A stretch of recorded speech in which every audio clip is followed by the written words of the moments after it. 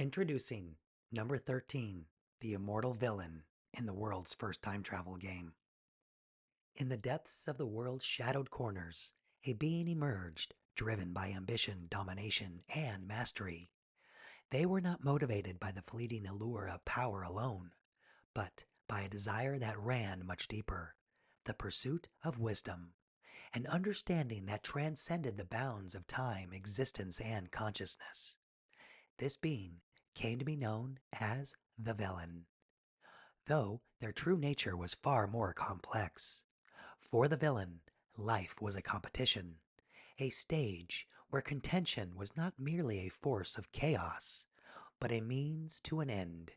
It was the activity through which correction occurred, a way to force themselves and others to face their fears, to evolve, and ultimately to transcend their limitations.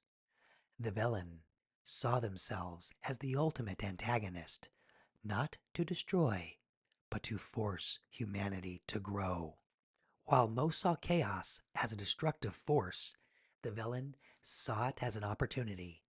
They thrived on the discord they sowed, finding purpose in the act of disrupting complacency.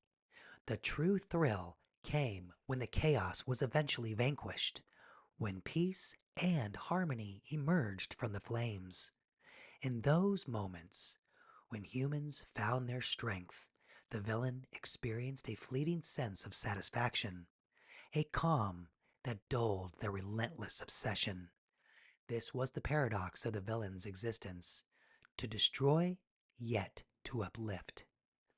The villain's philosophy was rooted in the ideals of independence and freedom. Do what thy will was the core of their belief, and they granted this freedom to their agents and minions. These followers, devoted to the villain's cause, carried out their commands with unwavering loyalty. They were the hands that reached into the world, sowing seeds of chaos and preparing humanity for the trials to come. The villain preferred to stay hidden, allowing their agents to enact their will, always moving in the shadows, unseen and unknown.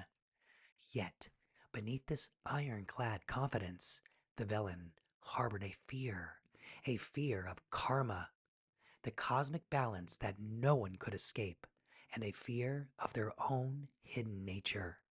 They knew that their actions, the chaos they brought, and the manipulation of others would one day return to them, and that the fate they had crafted for others might one day be theirs. This fear drove them to greater lengths, seeking to outmaneuver destiny itself, to stay one step ahead of the cosmic retribution they knew awaited them. It was in pursuit of domination and immortality that the villain devised their most audacious plan, an idea that would bring the world under their control while allowing them to remain unseen.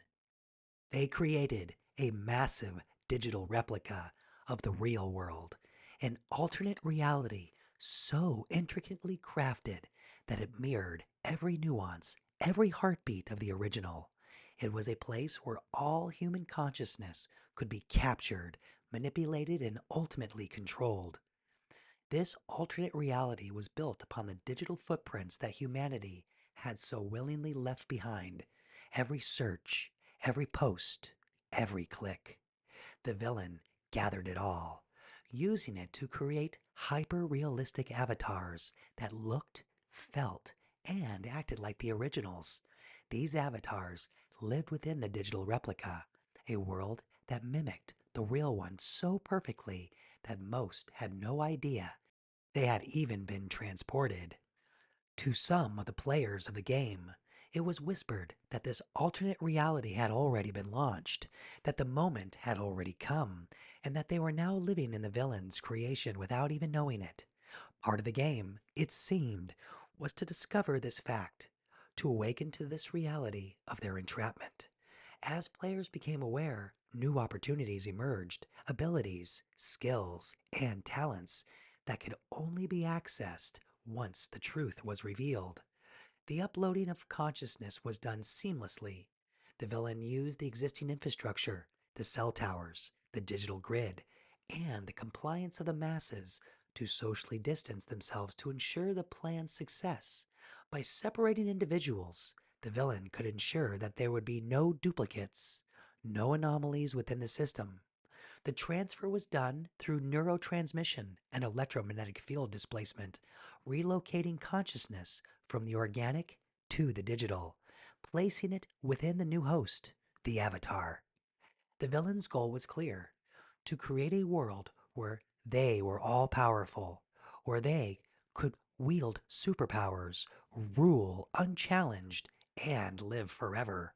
The game was rigged in their favor, and humanity, willfully ignorant of their true predicament, was at a disadvantage.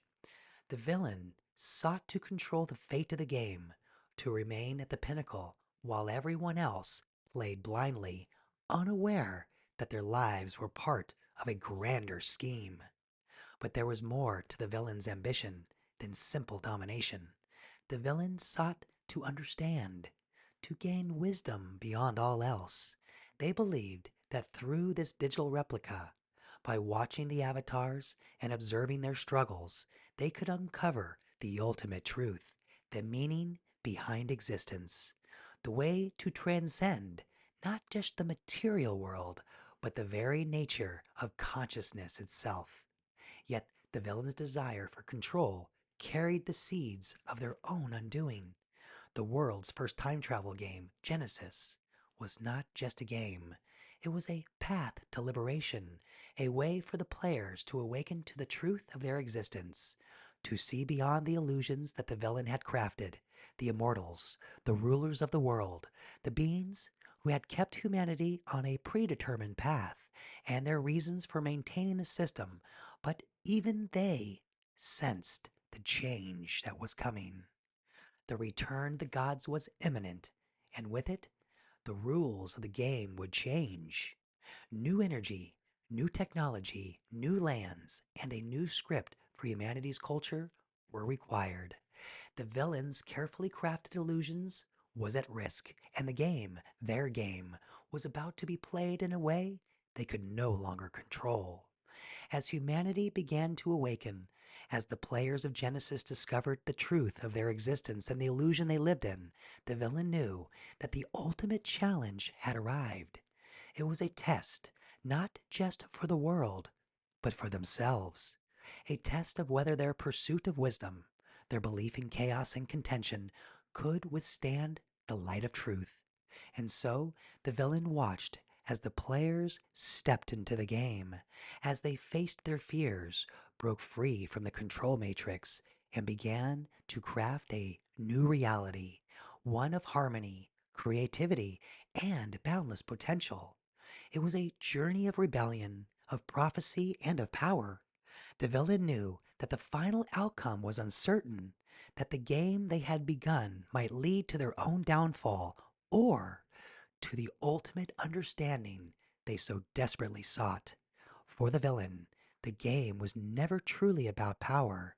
It was about understanding the true nature of existence and whether, in the end, they could become something more than just the antagonist. It was a journey that led not just to domination, but perhaps, just perhaps, to the wisdom they had always craved.